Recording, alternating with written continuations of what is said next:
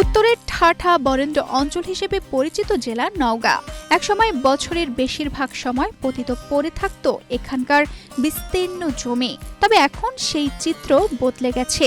পতিত জমিতে প্রতি বছর গড়ে উঠছে 1000-এর বেশি নতুন আম বাগান।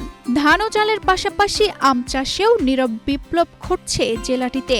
পোরশা উপজেলায় আমের চাষ মোটামুটি ভালোই হয় এবং আমের ফলনও ভালো, বিভিন্ন জাতের উন্নত জাতের আম পাওয়া যায়। নওগাঁর পোরশা, সাপাহার, বদলগাছি, পত্নীতলা, ধামেরহাট ও নিয়ামতপুর উপজেলাগুলো বরেন্দ্র ভূমি হিসেবে পরিচিত।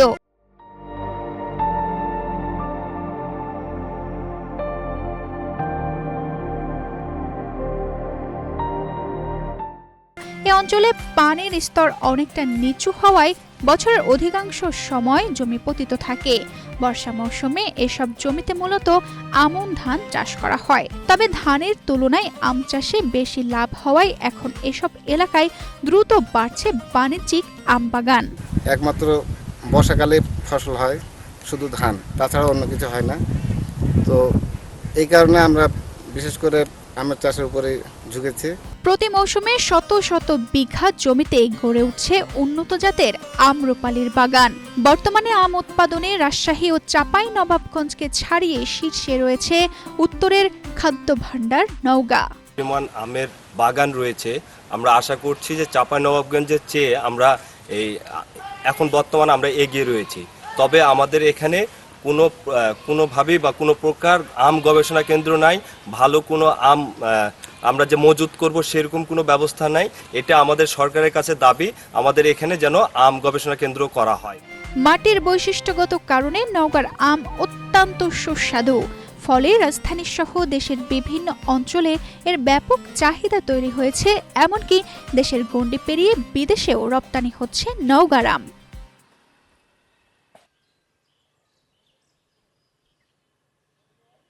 এখানে যে হারে বাগান হচ্ছে, আম বাগান হচ্ছে, ভবিষ্যতে চাঁপাইনবাবগঞ্জকে ছাড়িয়ে যাবে বলে আমরা মনে করছি।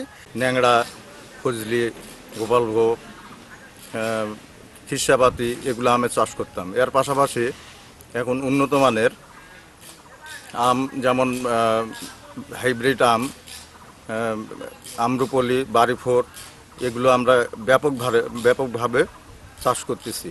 সাধারণ জাতের আমগুলো এক বিঘায় 10 থেকে 15 মণ হয়, কিন্তু আম্রপালি হাইব্রিড যে আমগুলো সেগুলো বিঘায় 15 থেকে 20 মণ হারে হয় এবং এগুলোর দামও আমরা অনেক বেশি পাই।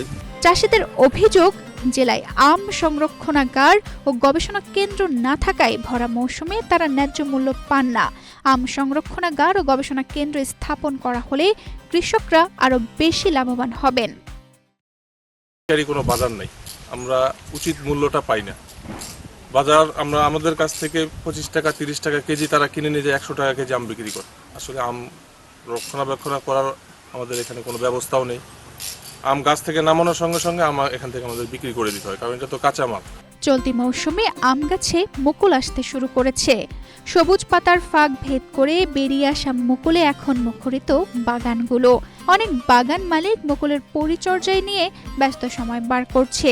বড় কোনো প্রাকৃতিক দুর্যোগ না হলে এবছর ভালো ফলনের আশা করছে কৃষি বিভাগ। প্রায় 80% আম বাগানে মুকুল চলে এসেছে। আমরা জানি যে আমাদের নওগাঁতে আম্রপালি সবচেয়ে বেশি হয় এবং এটা অফ ইয়ার অন ইয়ার বলে কোনো কথা নেই, প্রত্যেক বছর বেশ ভালো ফলন হয়।